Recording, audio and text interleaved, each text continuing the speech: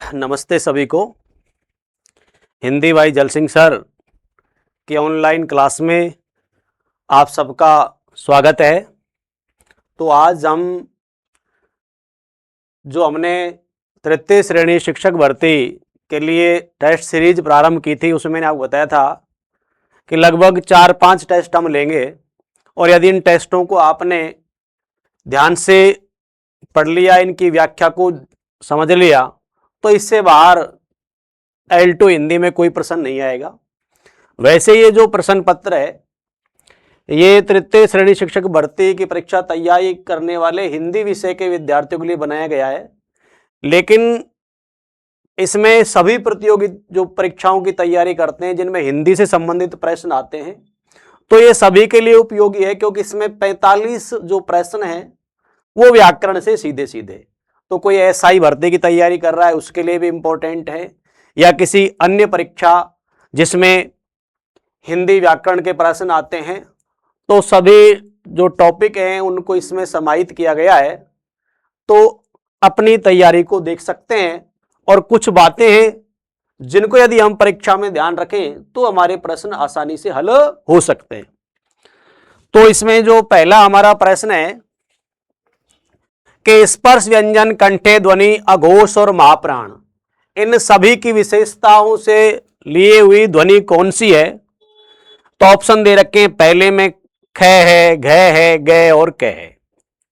तो उत्तर शायद आपने लगा लिया होगा, केवल देख लें कि आपका सही है या गलत है। तो स्पर्श व्यंजन कैसे लेकर मैं तक होते हैं 25 वर्ण, तो वो स्पर्श तो ये सभी हैं। कंठे ध्वनि हम क वर्ग को कहते हैं, किसको कहते हैं? क वर्ग को। तो क क ग ग ये कंठे भी हैं। अघोष और महाप्राण, तो अघोष में आता है वर्ग का पहला और दूसरा वर्ण, तथा महाप्राण में आता है वर्ग का दूसरा और क्या? चौथा वर्ण। तो यानी इस तरह से हम देखें तो दूसरा वर्ण यानी जो ख है, क्या है? ख। ये जो ध्वनि होगी वो सभी विशेषताओं को लिए हुए, ये स्पर्श व्यंजन भी है, कंठे ध्वनि भी है, अघोष भी है, और क्या बताओ? महाप्राण। तो पहले का उत्तर क्या हुआ? ख। दूसरा है, प्रयत्न के आधार पर लय किस प्रकार की ध्वनि है? तो मैंने आपको जब वर्ण विचार पढ़ाया था तो बहुत अच्छी तरह समझाया था कि लय से संबंधित प्रश्न पूछा जाएगा तो लय का नाम आपको याद रखना है, भूलना नहीं है। तो मैंने कहा था लय, और कहते हैं इसके उच्चारण में वायु है वो जिह्वा के बगल से निकल जाती है। किससे निकल जाती है? बगल से। और मैंने बताया था पार्श्व का मतलब ही होता है पड़ोसी, यानी पड़ोस में रहने वाला, वो क्या है बताओ? पार्श्व। और जो पड़ोस में रहता है उसी तो हम कह देते हैं कि हमारे कहां रहता है? वो बगल में रहता है। कहां रहता है? बगल। और बगल में क्या आता है? लय। तो यानी ये कौन होगा बताओ? पार्श्विक। यानी लय किस प्रकार की ध्वनि है? प्रयत्न के आधार पर क्या? पार्श्विक। फिर से याद करो, कैसे याद रखोगे कि पार्श्व का मतलब क्या होता है? बगल। अर्थात इसके उच्चारण में वायु कहां से निकल जाती है? जिह्वा के बगल। और बगल में कौन सी ध्वनि आ रही है? ब ग लय। अर्थात कौन आ रहा है? लय। ठीक है। तो यानी लय कैसी ध्वनि है? पार्श्विक ध्वनि है। कैसी ध्वनि है? पार्श्विक। आगे चले तो उसने मुझसे कहा, मैंने आज एक मशीन खरीदी है। उक्त वार्तालाप में किस प्रकार का क्या बताओ? चिन्ह की त्रुटि है। ठीक है।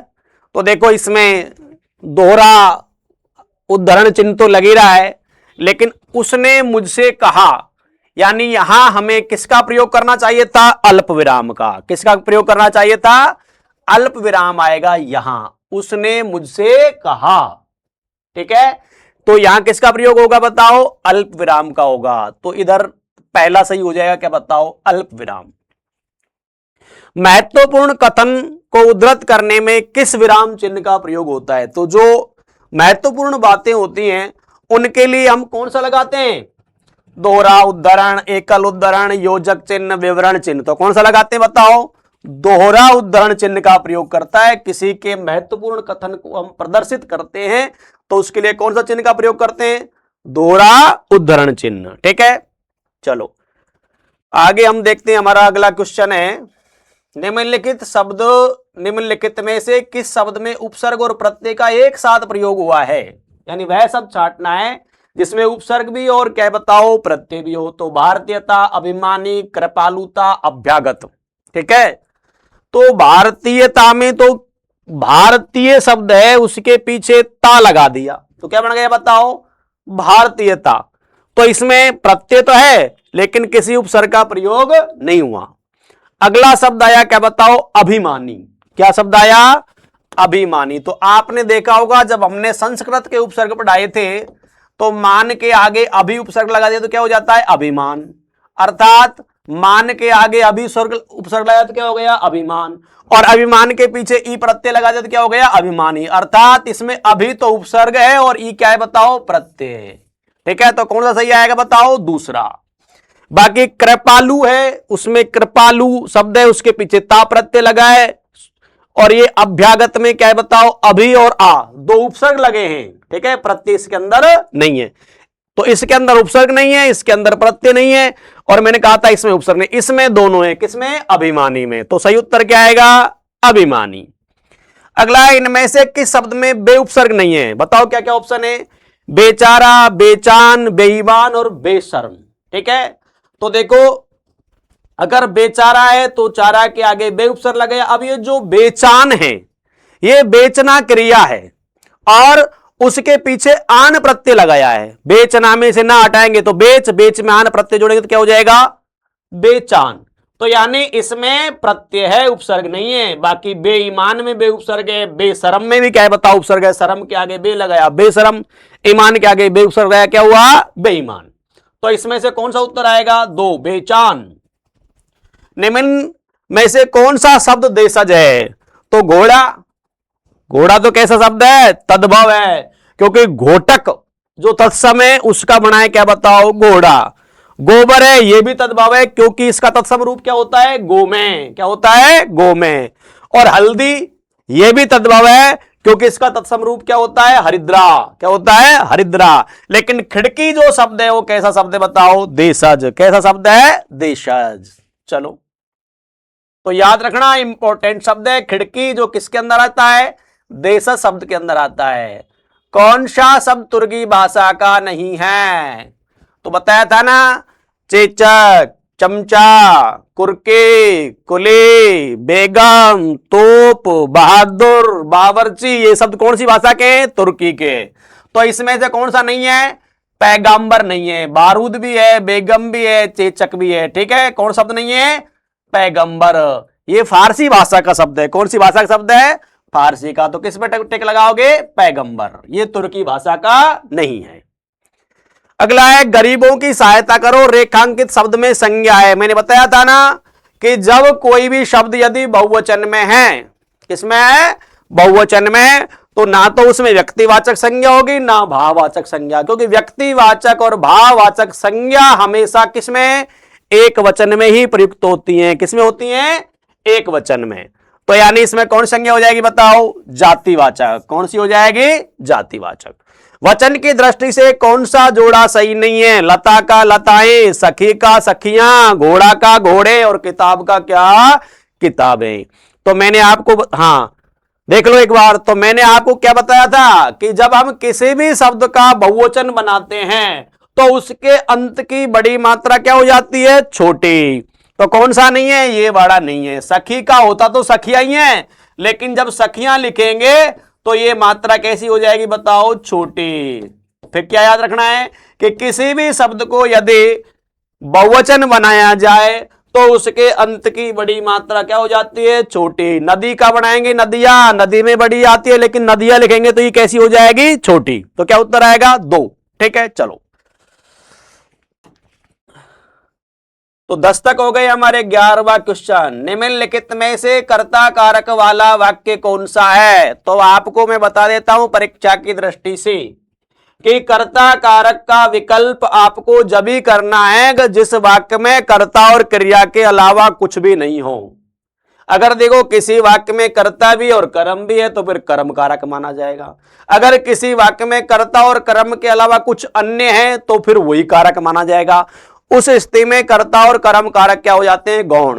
तो मैंने आपको क्या बताया था कि आपको कर्ता कारक जब ही करना है जब या तो कर्ता शब्द रेखांकित हो या फिर उस वाक्य में कर्ता और क्रिया के अलावा कोई शब्द नहीं हो। तो पहला क्या है बताओ, विमा को पुस्तक दे दो, तो या तो पुस्तक कर्म है, मोहन को जाना है, इसमें मोहन तो कौन है बताओ, कर्ता, मोहन तो कौन है, कर्ता, और जाना क्या है बताओ, क्रिया, तो इसमें कौन सा कारक है, कर्म कारक। शीला को रोटी खिलाओ, तो रोटी कर्म आ गया, इसलिए इसमें भी नहीं होगा। और शाम को मत आना, तो इसमें कहने का मतलब है कि शाम को नहीं आना है, तो इसमें तो कर्ता का ही प्रयोग नहीं हुआ, ठीक है ना। तो कर्ता केवल किसमें, दूसरे में। मैंने कहा था, फिर से याद रख लेना, परीक्षा में कभी भी प्रश्न आए आपको कर्ता कारक तभी करना है जब उस वाक्य में केवल किसका, कर्ता और क्रिया का प्रयोग हो, ठीक है। चलो, तो इसमें 2 हो जाएगा।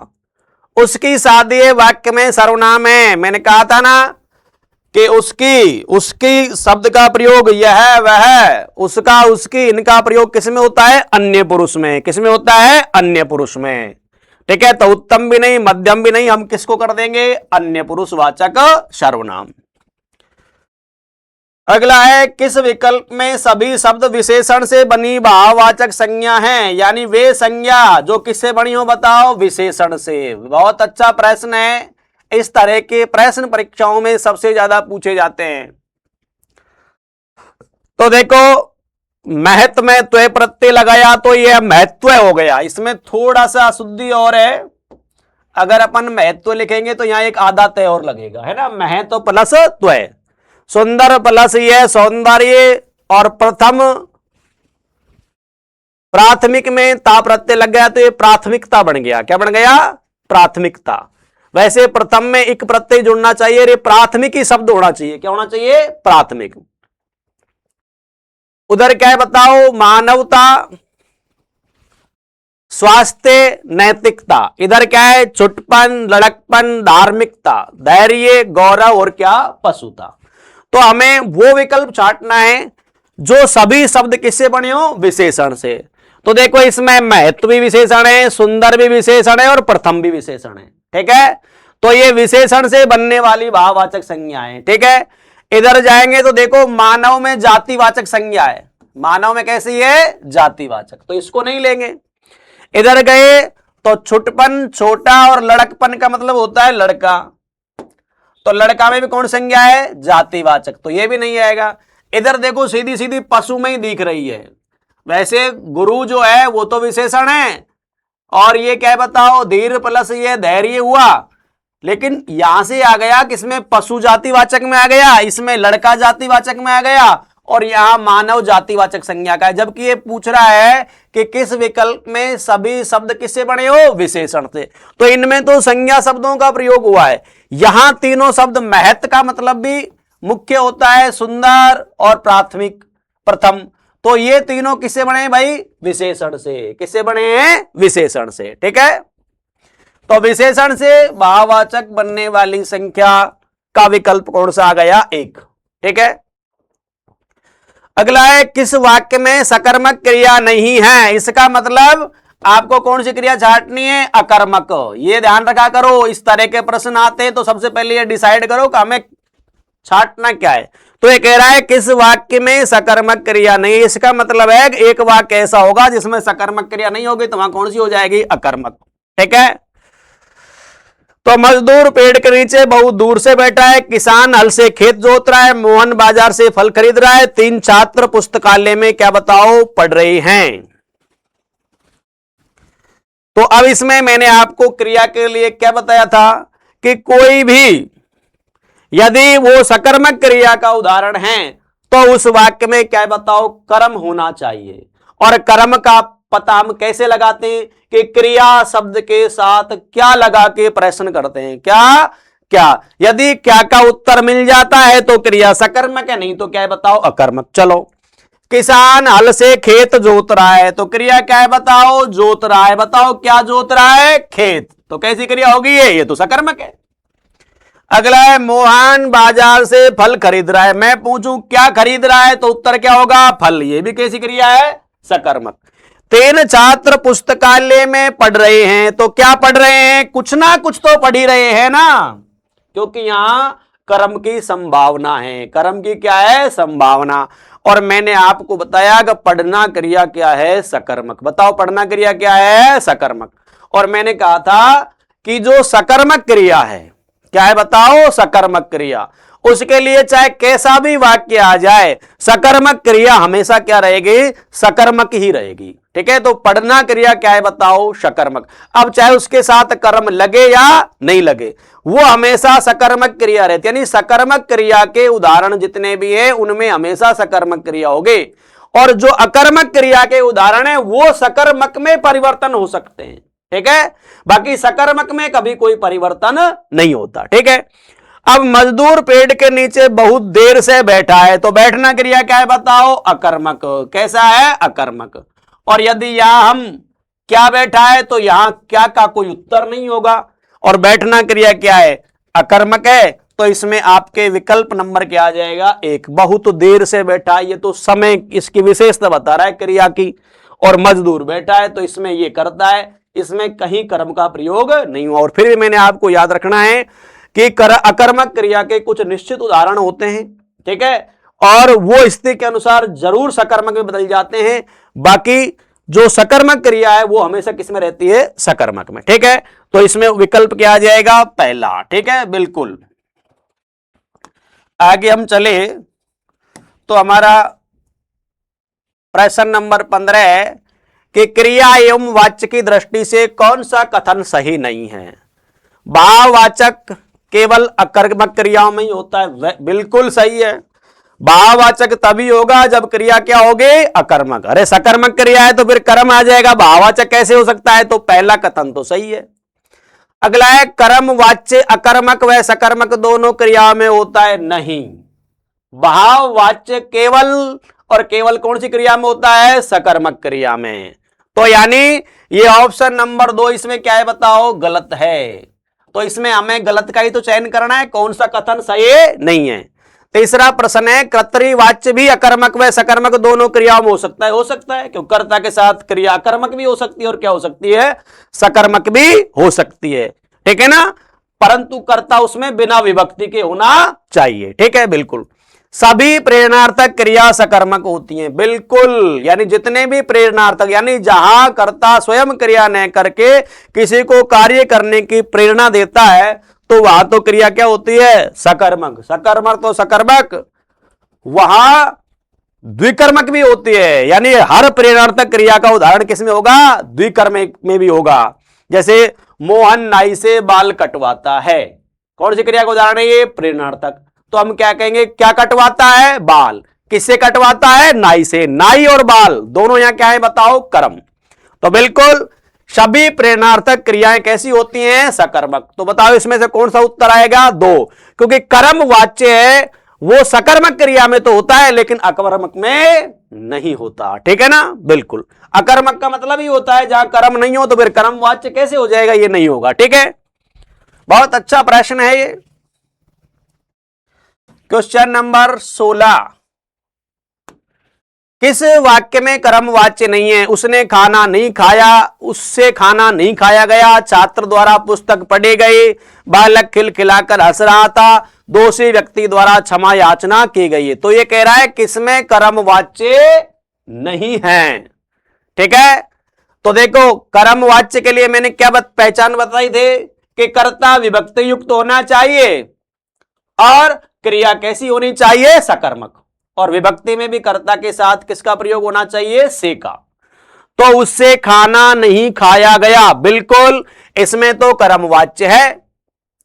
अगला है छात्र द्वारा पुस्तक क्या बताओ? पढ़े गए। बताओ कर्ता के साथ तो द्वारा लग गया, क्रिया सकर्मक है, तो इसमें भी क्या बताओ? कर्म वाच्य है। बालक क्या बताओ? खिलखिलाकर हंस रहा था, बिल्कुल यहां बालक करता है। बालक क्या है? कर्ता। और हंसना क्रिया कैसी है? अकर्मक है।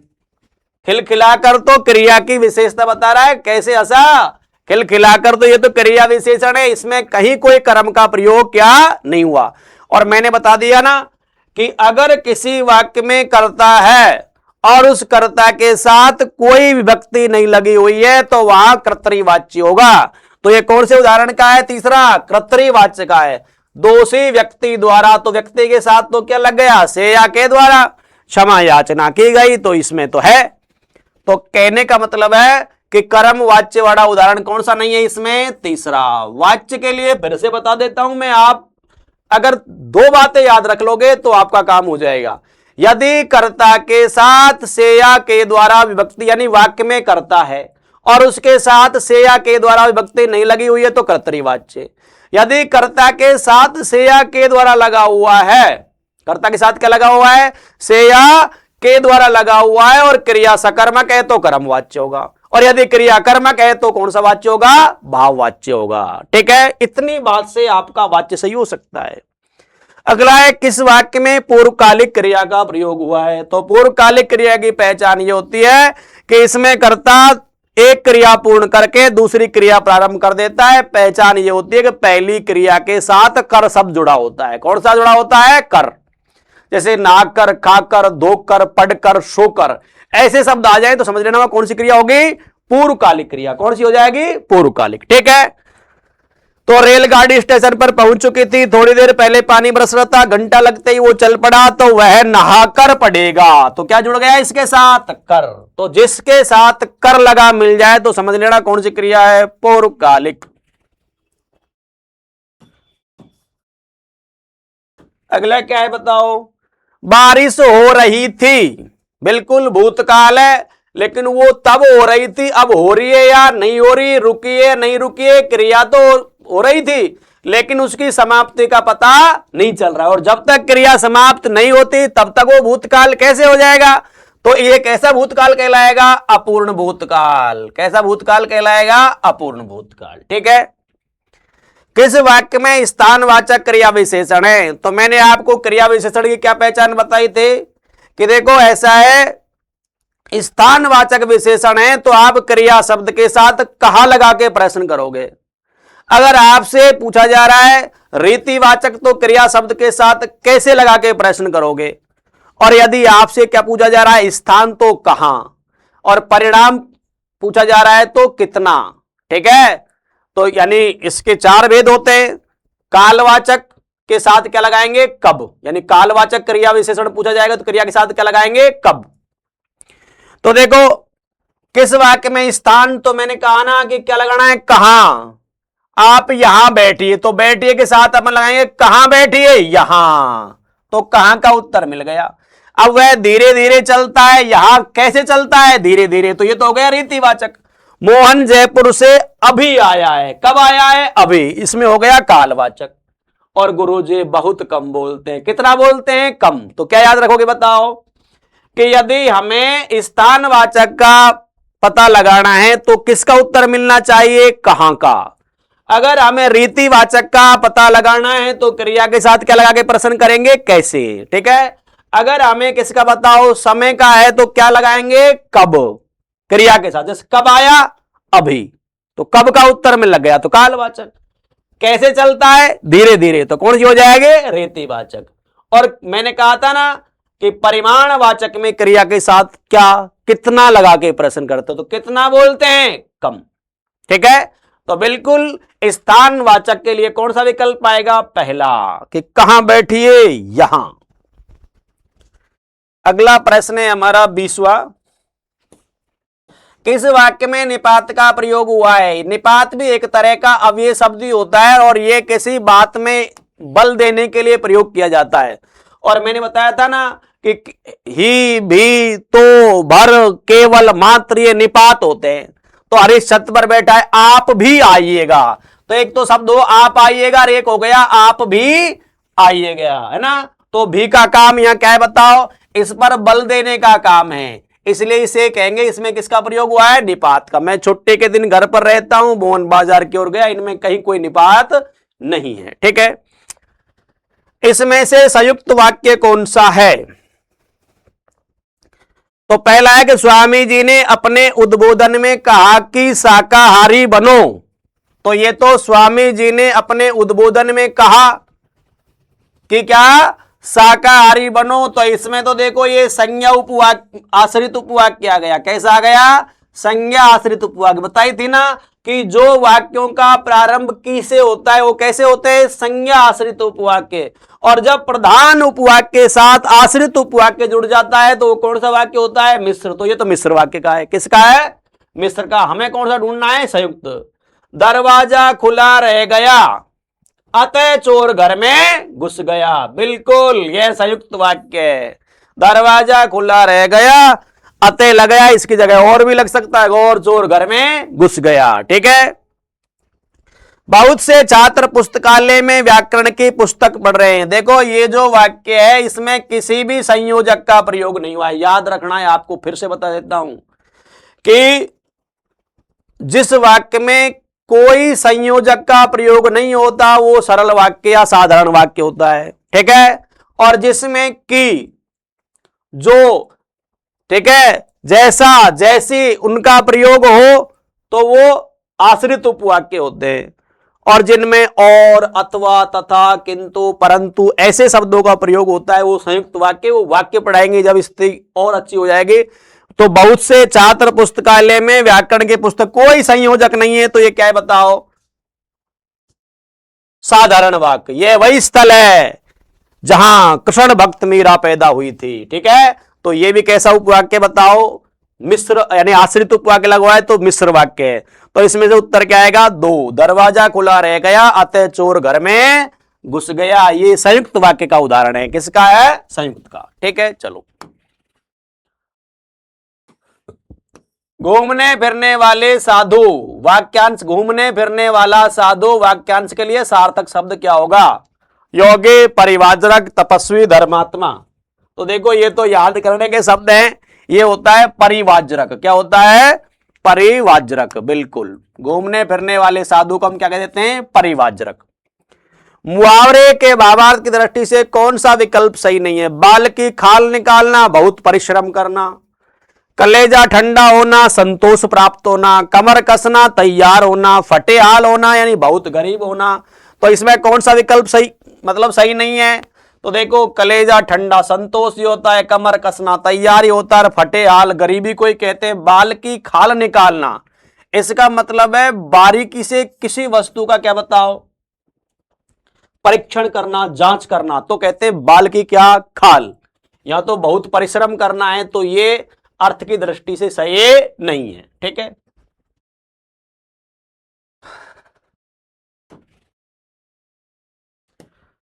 कान में तेल डालना मुहावरे का सही अर्थ है, बताओ। कान में तेल डालोगे तो क्या मुहावरे का अर्थ होगा बताओ? परेशान करना, बहुत बोलना, बदनाम करना, कुछ न सुनना। क्या आएगा बताओ? कुछ न सुनना। कान में तेल डालेंगे तो सुनाई नहीं देगा। ठीक है। किस शब्द में कर्ण तत्पुरुष समास नहीं है? मन माना, है ना, मन से माना, ईश्वर द्वारा प्रदत्त, तुलसी के द्वारा कृत, पद से च्युत। बिल्कुल, ये अपादान है। क्या है ये? अपादान। किस विकल्प में बहुब्रीहि समास है? पंचपात्र, दिगु समास, चतुर्युग, दिगु, चतुरानन, चार आनन है जिसके वह कौन? ब्रह्मा, और चारों दिशाओं का चतुर्दिश। तो पंचपात्र, चतुर्युग और चतुर्दिश, इन तीनों में कौन सा समास है? दिगु। जबकि चतुरानन में कौन सा समास आएगा? बहुब्रीहि। चतुरानन है जिसके, किसके? चार आनन, ब्रह्मा जी के। किसके? ब्रह्मा जी के। ठीक है। आगे अपन चले। निम्न में से वर्तने की दृष्टि से सही शब्द है। तो देखो, ये अभिजात प्लस ये, यानी अभिजात के ये प्रत्यय लगेंगे तो ये आभिजात्य बनेगा। क्या बनेगा? आभिजात्य। तो ये तो अशुद्ध है, हमें क्या छाटना है? शुद्ध। सही छाटना है। अभिजात के पीछे ये प्रत्यय लगाएंगे तो आरंभिक स्वर में परिवर्तन होगा। ए का क्या हो जाएगा? आ। अतः क्या बनेगा? आभिजात्य। क्या बनेगा? आभिजात्य। ऐसे ही अध्यात्म प्लस इक करेंगे तो ये आध्यात्मिक बनेगा। क्या बनेगा? आध्यात्मिक। और ये पुनर् प्लस अवलोकन करेंगे तो ये पुनरवलोकन होना चाहिए, क्योंकि पुनर् में रे हलंत आता है तो ये क्या होगा, पुनरवलोकन होगा। पुनरावलोकन नहीं, क्या होगा, पुनरवलोकन। तो ये तीन तो अशुद्ध है। और दुर प्लस अवस्था, तो ये दुर्वस्था बिल्कुल क्या है, सही है। ठीक है, तो इनमें से कौन सा विकल्प सही है बताओ, दुर्वस्था। क्या है, दुर्वस्था, बिल्कुल।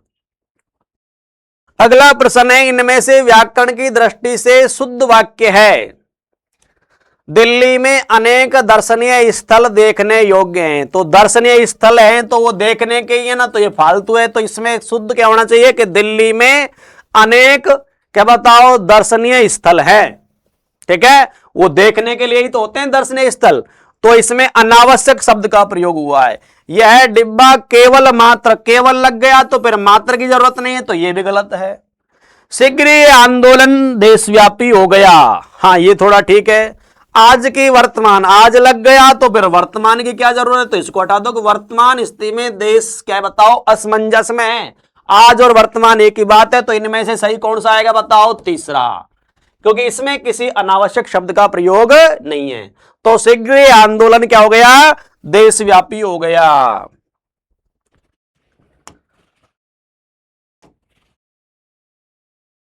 अगला है, इनमें से विलोम शब्दों का असंगत युग्म छांटना है, वह युग्म जो सही नहीं है। आविर्भाव, विभाव, अपराधी, निरपराध, उन्मूलन, रोपण और रित का अनृत। बिल्कुल इसमें यह भी सही है, रित का अनृत होता है, उन्मूलन का रोपण, अपराधी का निरपराध, आविर्भाव का तिरोभाव होता है। क्या होता है, तिरोभाव। तो ये असंगत है। क्या है ये, असंगत। पर्यायवाची की दृष्टि से कौन सा विकल्प शुद्ध है, यानी वो छांटना है जिसमें सभी शब्द आपस में पर्यायवाची हों। तो महेश, महा प्लस ईश शंकर भगवान का पर्यायवाची है। रमेश किसका है, रमा प्लस विष्णु का पर्यायवाची है, तो ये तो नहीं हुए। भूतेश तो भूतों के ईश भगवान शंकर, ये तो पहला तो नहीं होगा क्योंकि यह विष्णु का पर्यायवाची है। सिंह माने शेर होता है। मृग प्लस अरि मृगारी, ये भी सिंह का ही पर्यायवाची होता है। पंचानन, वैसे तो पंचानन शिव का होता है, लेकिन ये अनेकार्थक शब्द है, ये किसके लिए बताओ, सिंह के लिए भी प्रयुक्त होता है। सूर्य, दिनकर, बिल्कुल सूर्य के पर्यायवाची है, लेकिन ये क्या गया, तरणी, ये नाव का है। सूर्य का जो पर्यायवाची आता है उसमें णी छोटी आएगी। कैसी आएगी, छोटी। ठीक है। अग्नि, पावक, अनिल हवा का होता है, या अगर अनल होता तो चल जाता, लेकिन शब्द क्या है, अनिल। तो यानी ये तीनों गलत हो गए। तो सही कौन सा इसमें, विकल्प नंबर 2। सिंह, मृगारी और पंचानन ये सिंह के ही पर्यायवाची हैं। इनमें से कौन सा शब्द तत्सम नहीं है, तो सुरंग मैंने बताया ही था, अनुस्वार का प्रयोग हो रहा है। मिष्टान हो गया सही, पंक्ति हो गया। ये वज्रंग जो है ये तत्सम नहीं, तद्भव है, क्योंकि इसका तत्सम रूप क्या होता है, वज्रांग। क्या होता है, वज्रांग, यानी वज्र के समान अंग हैं जिसके, वो वज्रांग होता है, वज्रंग नहीं। क्या होता है, वज्रांग। ठीक है, तो बिल्कुल इसमें ऑप्शन नंबर क्या आएगा, 1। चलो आगे चलते हैं। इनमें से किस शब्द की संधि सही नहीं है, अधि प्लस आदेश, क्या बताओ, अध्यादेश। गलत छांटनी है तो ये तो सही है। अभि प्लस आगत, अभ्यागत, ये भी सही है। अभि प्लस अर्थे, ये अभ्यार्थी नहीं होगा, ये अभ्यर्थी होगा। क्या होगा, ये अभ्यर्थी। बिल्कुल ये गलत है। अभे प्लस अर्थे की संधि करेंगे तो ये अभ्यर्थी होगा, अभ्यर्थी नहीं होगा। अधि प्लस अयन, अध्ययन, ये भी सही है। तो कौन सी गलत है इसमें से, विकल्प नंबर 3। किस शब्द की संधि सही नहीं है, फिर से इसमें गलत छांटना है। सद्धर्म, शत प्लस धर्म, सन्नारे, शत प्लस नारे, वर्षर्तो, वर्षा प्लस ऋतो, और पित्रानुमते, पित्र प्लस क्या, अनुमति। तो छाटा क्या आपने, सही प्रश्न कौन सा है, देखो। तो इसमें सही तो ये 3 है, ये भी सही, ये भी सही, ये भी सही। पूछ क्या रहा है, जो सही नहीं है। तो पितृ प्लस अनुमति की संधि पित्रानुमति होती है, पित्रानुमति नहीं होती। क्या होती है, पित्रानुमति। क्या होती है, पित्रानुमति। ठीक है, वेरी गुड। अगला प्रश्न है, सही अर्थ वाला शब्द युग्म कौन सा है, यानी सही छांटना है। युग्म शब्द है निर्जर, निर्झर, निर्झर माने झरना तो होता है, लेकिन निर्जर माने शून्य नहीं होता, निर्जन माने तो होता है, निर्जन माने नहीं होता। ठीक है, यानी ये निर्जन होता तो आ जाता, जन रहित कोई नहीं है। ये तो क्या है, निर्जर, यानी जो जर नष्ट न हो, तो ये तो नहीं होगा। दूसरा है शर सर, इस सर का मतलब बाढ़ तो होता है, लेकिन इस सर का मतलब तो सरोवर होता है, सरल नहीं होता। ठीक है, तो ये भी सही नहीं बैठ रहा, तो ये होगा अपन को तो सही छांटना है। आकर माने खजाना और आकार माने आकृति। ठीक है, बिल्कुल ऑप्शन नंबर क्या आएगा, 3। कुल माने वंश तो होता है, लेकिन कूल माने किनारा होता है। ये कोई अंग्रेजी का शब्द थोड़ी जो शीतल लिख दिया ना। कुल माने क्या होता है, किनारा। कुल माने क्या होता है, वंश। तो इसमें कौन सा विकल्प सही आएगा बताओ, तीसरा। कौन सा, तीसरा। सार शब्द का अनेकार्थी शब्द नहीं है, तो तत्व है। तत्व में पहले तो याद आधा तय और लगाओ, तत्व है, निष्कर्ष, अमृत और रस। तो होता है, देखो सार का मतलब तत्व ही होता है। क्या सार निकला, निष्कर्ष भी होता है। बात में क्या है बताओ, कुछ सार नहीं है तो रस भी होता है, लेकिन सार का मतलब अमृत नहीं होता है। ठीक है, तो इसमें क्या आएगा, अमृत उत्तर आएगा। क्या आएगा, अमृत। अगला प्रश्न है हमारा कि अमेंडमेंट का हिंदी अर्थ क्या है। ठीक है, संकल्प, संशोधन, कार्यसूची, कार्यव्रत। तो अमेंडमेंट का जो हिंदी अर्थ होगा वो क्या होगा बताओ, संशोधन। क्या होगा, संशोधन। चलो,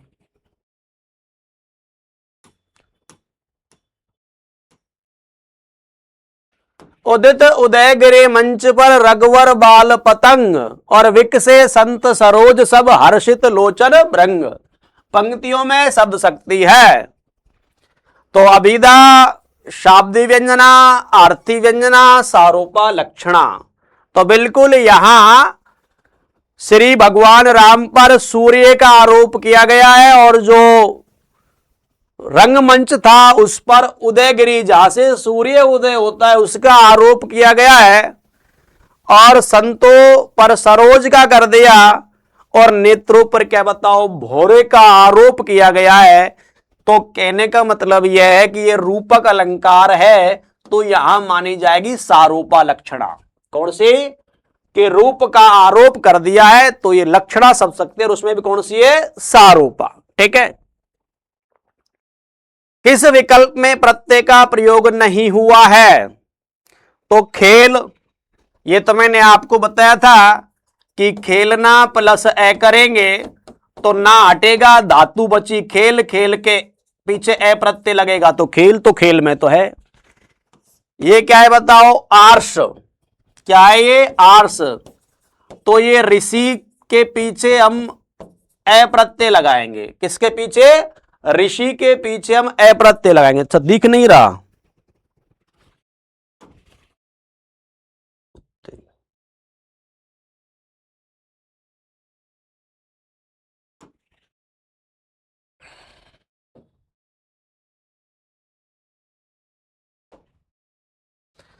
तो देखो ये शब्द ऐसे है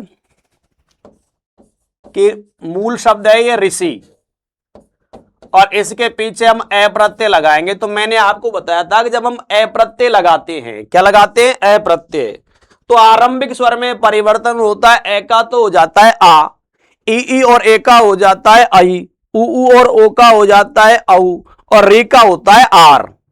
तो इस री का परिवर्तन किसमें करेंगे, आर में, और ये ए प्रत्यय किसमें जुड़ेगा, से में। तो से का से ही हो जाएगा ये, अब रे ऊपर चल जाएगा और ये ऐसे बढ़ जाएगा। तो आर्स में ऋषि के साथ ए प्रत्यय लगाते हैं तो शब्द क्या बनता है, आर्स। बिल्कुल है। अगला क्या आया बताओ, नीरज। तो देखो ये नीर के पीछे जय प्रत्यय लगता है, इसमें उपसर्ग नहीं लगता, यानी नीर के पीछे अपन ने जय प्रत्यय लगा दिया तो क्या हो गया, नीरज। ये भी सही है, लेकिन ये देखो ये क्या लिखा हुआ है, नीरस। तो ये क्या बनता है, ये बनता है निर प्लस रस से। किससे बनता है, निर प्लस रस से नीरस। तो इसमें क्या है बताओ, निरुपसर्ग है। जबकि एक पूछ रहा है किस विकल्प में प्रत्यय का प्रयोग नहीं हुआ है, तो नीरस में क्या है बताओ, उपसर्ग लगा है। कौन सा, निर। निर प्लस रोग निरोग, निर प्लस रस नीरस, और निर प्लस रव क्या होता है? नीरव। यानी इनमें निर उपसर्ग लगा है, तो उत्तर नंबर क्या आएगा? 4। क्या आएगा उत्तर? 4। चलो, किस शब्द में कु उपसर्ग नहीं है? कुचाल, कुशल, कुरूप और कुपुत्र। तो चाल के आगे कु लगाएंगे कुचाल हो जाएगा, रूप के आगे कु लगाएंगे कुरूप हो जाएगा, पुत्र के आगे कु लगाएंगे कुपुत्र हो जाएगा, लेकिन ये सल के आगे नहीं लगता। कुशल शब्द तो मूल है, ठीक है, कुशल के पीछे प्रत्यय लगाते तो कौशल बनता है। तो इसमें से विकल्प नंबर कैसे आ जाएगा? 2। क्वेश्चन नंबर 40, जिस समास में दोनों पद अप्रधान हो, प्रधान नहीं क्या है? अप्रधान हो, यानी दोनों ही पद प्रधान नहीं हो, तो उसे कौन सा समास कहेंगे बताओ? बहुब्रीहि समास। कौन समास? बहुब्रीहि समास, बिल्कुल। तो दोनों ही पद प्रधान नहीं है, इसलिए कौन समास हो गया? बहुब्रीहि समास। निम्न में से स्त्रीलिंग शब्द नहीं है। दही, आंख, संतान, घटना। दही पुल्लिंग होता है भाई, स्त्रीलिंग नहीं होता। क्या होता है? पुल्लिंग। किस विकल्प में भाववाचक कृत प्रत्यय नहीं है? बताओ क्या लिखा हुआ है? लिखावट, लेखनी, लेखक और लिखित। हमें यानी जो हमारा कृत प्रत्यय होता है उसके भेद याद है ना। एक तो होता है कर्तृवाचक कृत प्रत्यय, एक होता है क्या बताओ? कर्मवाचक कृत प्रत्यय, करणवाचक कृत प्रत्यय, भाववाचक कृत प्रत्यय और विशेषणवाचक कृत प्रत्यय। तो देखो, जो ये लेखनी है ये तो साधन है, तो ये तो चल जाएगा करण में। लिखना प्लस नी बराबर क्या बनेगा? लेखनी। और लेखनी क्या है बताओ? साधन। तो ये तो कौन सा है? करणवाचक। और लेखक, लिखना प्लस अक, लेखक ये करता है तो ये कैसा हो जाएगा? कर्तृवाचक। और लिखित, लिखना प्लस इक, तो लिखित ये हो गया विशेषण। क्या हो गया? विशेषण। तो ये विशेषणवाचक कृत प्रत्यय, ये कर्तृवाचक, ये करणवाचक। लेकिन लिखावट जो है वो क्या है बताओ? भाववाचक संज्ञा है। कैसी है? भाववाचक। लिखावट या लिखाई, ठीक है, दोनों ही भाववाचक कृत प्रत्यय के उदाहरण है। तो उत्तर नंबर क्या आएगा? 1। निम्न में से कौन सा शब्द सही नहीं है? फिटकिरी, बारात, पीपीलिका, प्रदर्शनी। तो बताओ क्या उत्तर आएगा इसमें? प्रदर्शनी, क्योंकि ये शब्द है प्रदर्शन। क्या है? प्रदर्शन। और इसके पीछे ई प्रत्यय लगेगा, इनी नहीं लगेगा। इनी तो ऐसे शब्दों में लगता है जब हम पुल्लिंग से स्त्रीलिंग बनाते हैं, ठीक है, जैसे कमल का कमलनी, ठीक है, सरोज का सरोजनी। तो ये प्रदर्शन, हाँ, जैसे प्रिय दर्शन हो, क्या हो? प्रिय दर्शन, तो हो जाएगा प्रिय दर्शनी। लेकिन ये शब्द क्या है? प्रदर्शन, तो ये क्या बनेगा? प्रदर्शनी बनेगा, सिनी नहीं, प्रदर्शनी। तो ये ऐसे शुद्ध होगा प्रदर्श और नी, इसलिए ये अशुद्ध है इसमें, ठीक है। चलो अगर देखते हैं, सर्वनाम से बनी भाववाचक संज्ञा, यानी वह भाववाचक संज्ञा जो सर्वनाम से, तो सम, समान, समता। मम, मम माने मेरा सर्वनाम है ममता। लड़का से लड़कपन और बच्चा से क्या? बचपन। तो इसमें क्या आएगा बताओ? सर्वनाम, मम सर्वनाम होता है संस्कृत में, इससे बन गया ये ममता। तो ये निज से निजता, मम से ममता, ठीक है। इनमें कौन सी संज्ञा होती है?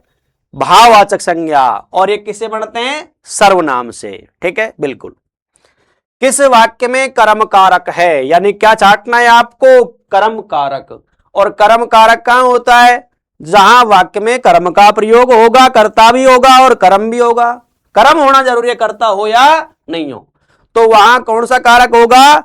कर्म कारक, ठीक है। छात्र छत पर बैठे हैं, तो छत तो क्या है बताओ? अधिकरण है। छात्र क्या है? कर्ता। बैठना क्या है बताओ? क्रिया। तो इसमें तो कर्म है ही नहीं। लड़का पत्थर फेंकता है, बताओ क्या फेंकता है? पत्थर। और पत्थर क्या है बताओ? कर्म। तो इसमें कर्म कारक है। वह गोपाल की पुस्तक है, तो गोपाल की पुस्तक है, तो यहां तो संबंध है।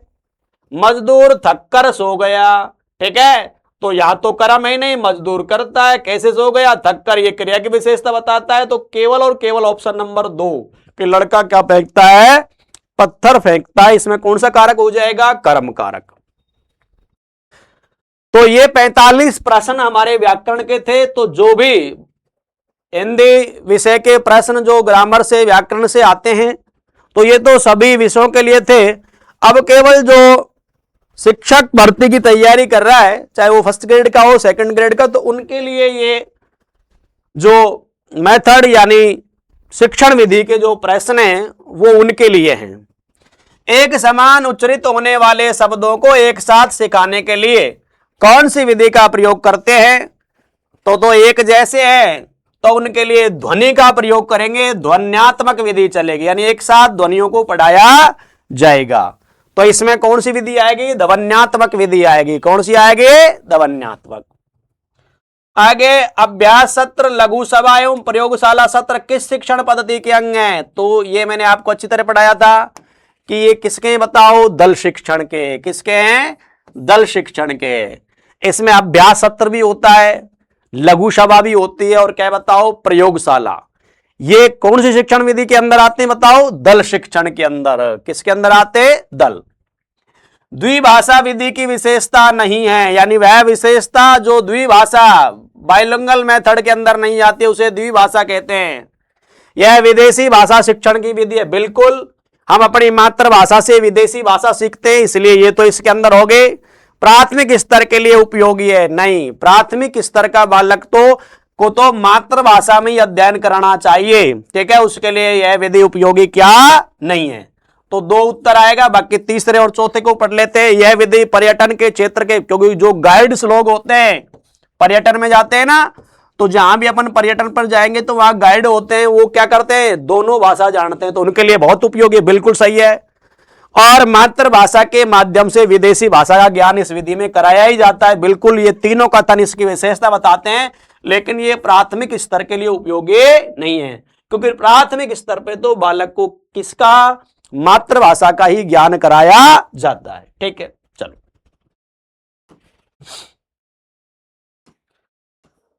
प्राथमिक स्तर पर शिक्षण का उद्देश्य क्या बताओ? शुद्ध उच्चारण का अभ्यास करवाएंगे, बिल्कुल, वाचन क्षमता का विकास भी करवाएंगे, वर्णमाला का ज्ञान भी करवाएंगे। तो इसमें उपयुक्त सभी आ जाएगा। क्या आ जाएगा? उपयुक्त सभी। सहायक शिक्षण सामग्री के साथ शिक्षण कार्य किस विधि में कराया जाता है? तो कौन सी विधि है बताओ? जिसमें तो ये कौन सी विधि होगी? नाम से ही पता है कि प्रदर्शन, क्योंकि आप शिक्षण सामग्री दिखा रहे हो, तो ये विधि कौन सी हो जाएगी? प्रदर्शन। ठीक है, बाकी समस्या, सूत्र, आगमन का इनसे कोई मतलब नहीं है। ठीक है, प्रदर्शन विधि हो जाएगा। दलीय शिक्षण पद्धति का आरंभ कहां से हुआ था? किसकी बात कर रहे हैं अपन? दल शिक्षण की। तो दल शिक्षण, ठीक है, इसकी शुरुआत कहां से हुए थे? अमेरिका से। ठीक है, दूरस्थ शिक्षण में संभव नहीं है मूल्यांकन, नियमित कक्षा, परीक्षा आयोजन, पत्राचार। तो देखो, मूल्यांकन तो होता ही होता है, वहां परीक्षा का भी आयोजन होता है, पत्राचार से सारा पाठ्यक्रम, लेकिन नियमित कक्षा उसमें क्या नहीं चलती है। ठीक है, नियमित कक्षा उसमें क्या नहीं चलती। हाँ, कुछ दिन के लिए विशेष कक्षाओं का जरूर आयोजन किया जाता है, ठीक है, लेकिन वो कुछ समय के लिए हैं, जहां कठिनाइयों के लिए 10 या 15 दिन के कुछ विशेष कक्षाएं चलाई जाती हैं। बाकी ये कार्य इसमें संभव नहीं है जब हम करते हैं तो। ठीक है, प्रत्यक्ष विधि के बारे में संगत कथन है। कौन सी विधि की बात कर रहे हैं हम? प्रत्यक्ष की। विद्यार्थी अनुवाद से, संगत सही चाटना है, विद्यार्थी अनुवाद से सीखता है, अनुवाद द्वारा व्याकरण के नियम सीखता है, सहायक सामग्री का सहारा नहीं लेता है, अनुकरण द्वारा क्या बताओ? दूसरी भाषा सीखता है। तो सबसे पहले आप प्रत्यक्ष विधि, जिसे हम डायरेक्ट मेथड कहते हैं, इस विधि के अंदर सबसे बड़ी बात यह कि जिस भाषा को आप सीख रहे हो वो उसी भाषा में सीखनी होती है, इसमें कभी किसी दूसरी भाषा का प्रयोग क्या नहीं होता। तो बिल्कुल विद्यार्थी अनुवाद की तो इसमें जरूरत ही नहीं पड़ती है, तो गलत कथन है। मैंने कहा था ना कि प्रत्यक्ष विधि में जो भी भाषा आपको सीखनी है सीधा उसी भाषा का प्रयोग होगा, इसमें अन्य भाषा की सहायता नहीं ली जाती। एक तरीके से हम कह सकते हैं कि जो हमारी द्विभाषा शिक्षण है ये उसके क्या बताओ? ठीक, क्या बताओ? विपरीत विधि है। ठीक है, तो विद्यार्थी अनुवाद से सीखता है? नहीं। अनुवाद द्वारा व्याकरण नियम सीखता है? ये भी नहीं है। सहायक सामग्री का क्या बताओ? सहारा नहीं लेता है। और अनुकरण द्वारा क्या बताओ? जबकि इसमें सहायक सामग्री का सहारा लिया जाता है। ठीक है, और ये कहता है क्या बताओ? नहीं लिया जाता, तो ये गलत हो गया। अनुकरण द्वारा दूसरी भाषा सीखता है। ये बिल्कुल सही है कि बालक अध्यापक के अनुकरण के द्वारा क्या बताओ दूसरी भाषा सीखता है। तो संगत कथन कौन सा हो गया इसमें 4। हर्बर्ट के शिक्षण के 4 सोपानों को 5 पदों में विभाजित करने वाले विद्वान कौन थे? राइन, जिल्लर, थॉमसन रिस्क, बीएस ब्लूम। तो ये जिल्लर थे, आपको याद रखना ये कौन थे? जिल्लर थे। ठीक है।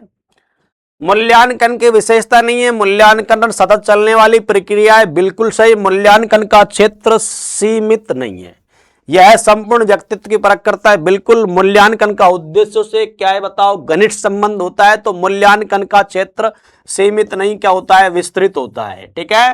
तो कौन सी नहीं है? दूसरा गलत है। ठीक है। मूल्यांकन का क्षेत्र सीमित नहीं क्या होता है? विस्तृत होता है। ठीक है। चलो अगला प्रश्न है, उपचारात्मक शिक्षण के बारे में असंगत कथन है।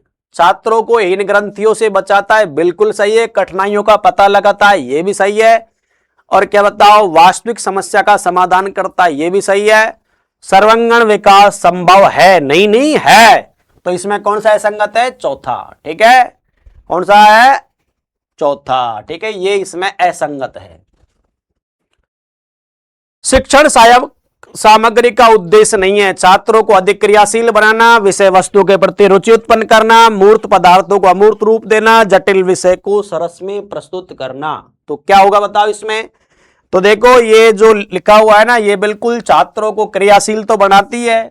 विषय वस्तु के प्रति अगर शिक्षक सहायक सामग्री है तो सरल यानी प्रति रुचि उत्पन्न होगी। ये कह रहा है कि मूर्त पदार्थों को अमूर्त रूप देना, ये काम नहीं है, उल्टा हो गया। अमूर्त पदार्थों को क्या है बताओ? मूर्त रूप दिया जाता है। ठीक है ना।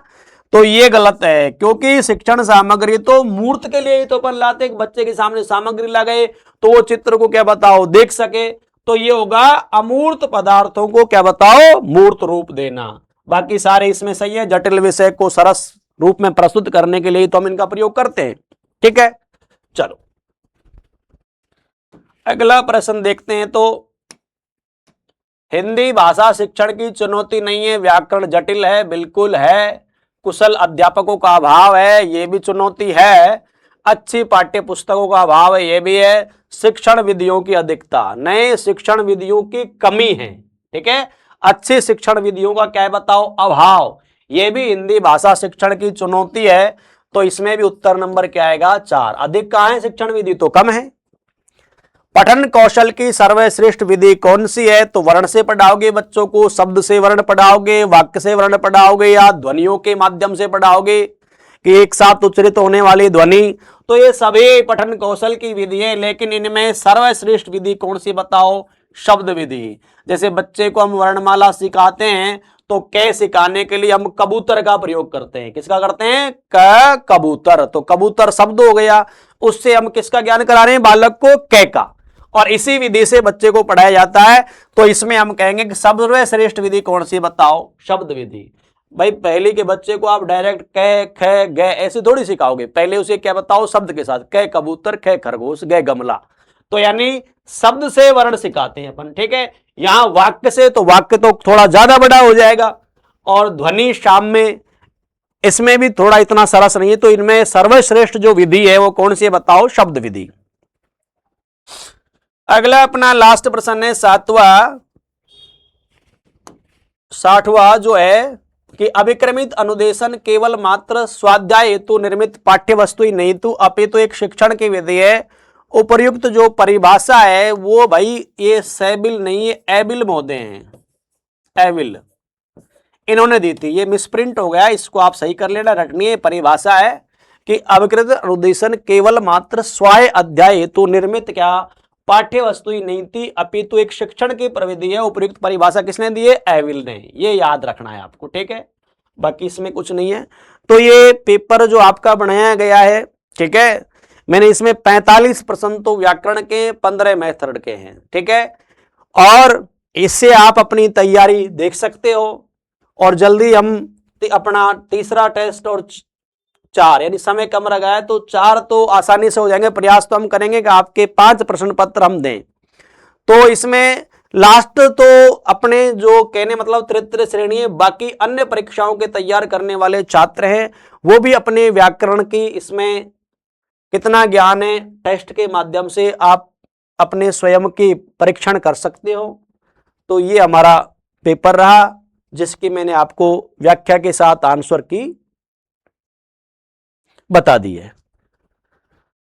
थैंक यू, नमस्ते, बाकी कल।